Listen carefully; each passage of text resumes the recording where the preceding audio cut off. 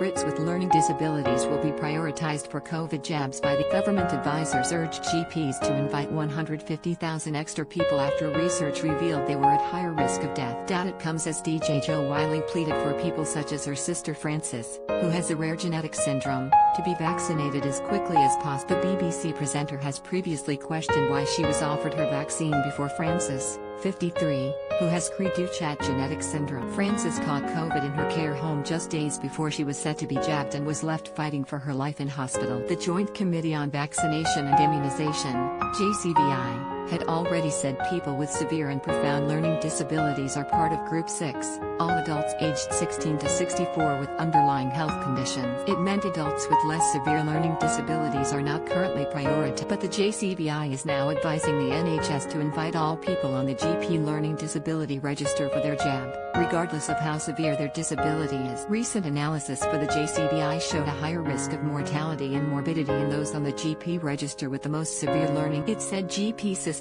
may not always capture the severity of someone's disability, meaning some adults would have been missed under group. The JCVI is also calling for the NHS to work with local authorities to identify adults in residential and nursing care, and those who require support in the community, who may not. This will mean at least 150,000 more people with learning disabilities will now be offered the vaccine more quickly, it said. Whiley called it a seismic day, adding, "This is a great day. I am so relieved. I'm so happy for all those people who've been living in fear. I'm very grateful to the government for listening, because it's a very complicated situation and it's very difficult to categorize people according to their disability. It's very, very tricky, and that's become apparent I think over the past. And so this is clear. This encompasses everybody, and all those people who have been feeling very neglected, feeling like they don't matter, that we don't care, now know that we will be protecting them. This is absolutely crucial and I could not be more delighted.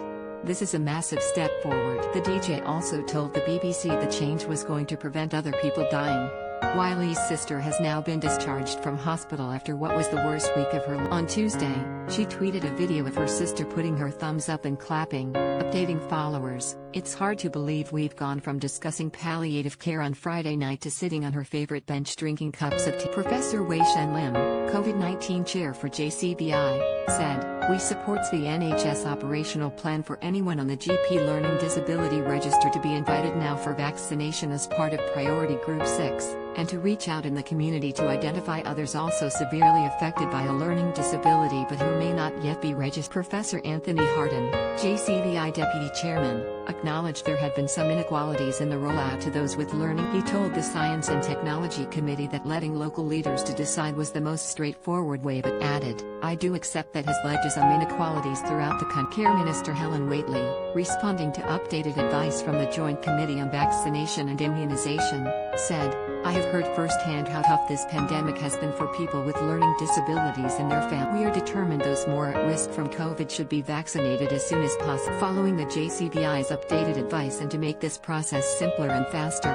"We will be inviting everyone for vaccination who is on their GP's learning disability. This will mean those who are at a higher risk from the virus can get the protection they need." Jackie O'Sullivan from learning disability charity Mencap welcomed the news. She said, "This is fantastic for people with a learning disability. It's now crucially important that everyone with a learning disability checks that they are on the register and asks to go on it if they are. Being on the register has many benefits and entitles people to annual health checks and prioritization for future vaccinations, as well as allowing them to get the COVID vaccine and be confident." The JCVI is focused on jabbing those who are at most risk of COVID death first, followed by those most at risk of COVID hospital. It comes after data published in February revealed disabled people made up 6 in 10 of all deaths involving COVID. The risk of death 3 times greater for more severely disabled people, according to the figures from the Office for National Statistics, ONS. Of 50,888 deaths from January 24 to November 20, 2020, 30,296 were disabled people.